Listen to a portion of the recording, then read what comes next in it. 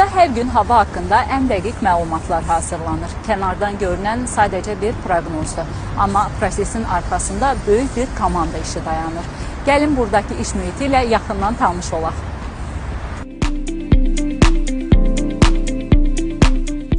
Binanın girişində bizi Hidrometeorologiya Müzeyi qarşılayır. Burada artıq aktuallığını itirən bir çox cihaz və avadanlıqlar eksponat kimi nümayiş olunur. Müasir dövrümüzdə isə bütün bunları yeni, dünya standartlarına cavab verən, daha sadə, praktik və texnoloji cihazlar əvəzləyir. Hansılar ki, hava proqnozlarının hazırlanmasına xidmət edir. Hidrometeoroloji şəbəkədən daxil olan məlumatların emalı və proqnozlaşdırılması məhz burada, Hidrometeoroloji Proqnozlar Bürosunda həyata keçirilir. Biz sinoptik xəritələrdən, riyazi modellərdən, PET məlumatlarından, Türk Metkab sistemindən bir çox materiallardan istifadə olunur. Onlardan biri də Türk Metkab sistemidir. Və Türk Metkab sisteminə biz nəzər salsaq, görərik ki,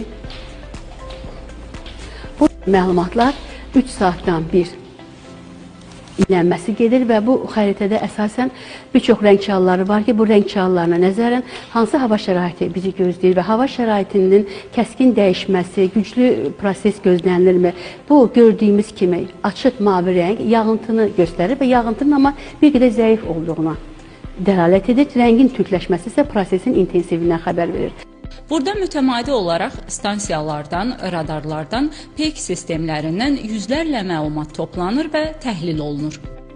Proqnozların hazırlanmasında bir çox materialların gördüyümüz kimi bu xəritələrdə, sinoptik xəritələrdən də, yüksəklik xəritələrdən də bunlar istifadə edirik. Bu xəritələrdə də hansı hava şəraiti bizi yaxın günlərdə gözləyir. Hazırlanan sonra kompüterlərdə yığılır və biz bunu əlaqədar təşkilatlara göndəririk. Biz də gündəlik olaraq mobil tətbiq üçün 76 rayondan biz deməli stansiyalarda məlumat alırıq. Sutkalıq proqnozlar bölgələr üzrə və Bakıda və Abşeron yarımadasında gözlənilən hava şəraiti haqqında məlumatlar Meteor saytında gündəlik olaraq yerləşdirilir.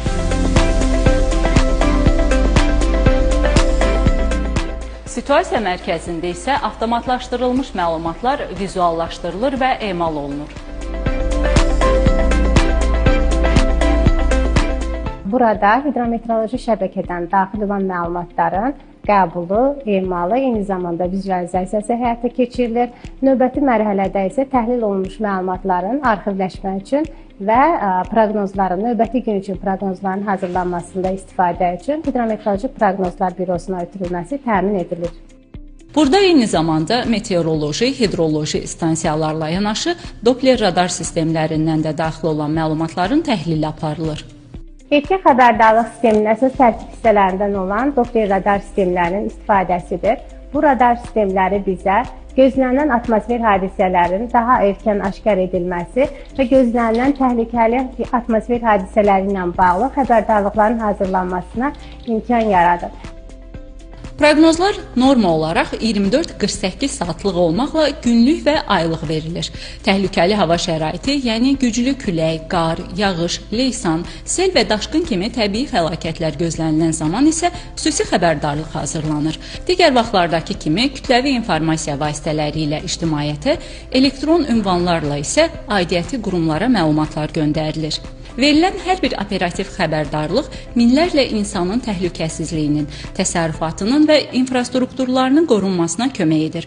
Ona görə də burada hazırlanan hər hesabat böyük əhəmiyyət daşıyır və məsuliyyət tələb edir. Röya Salmanova, Cavid Şərifov, Telesəhər.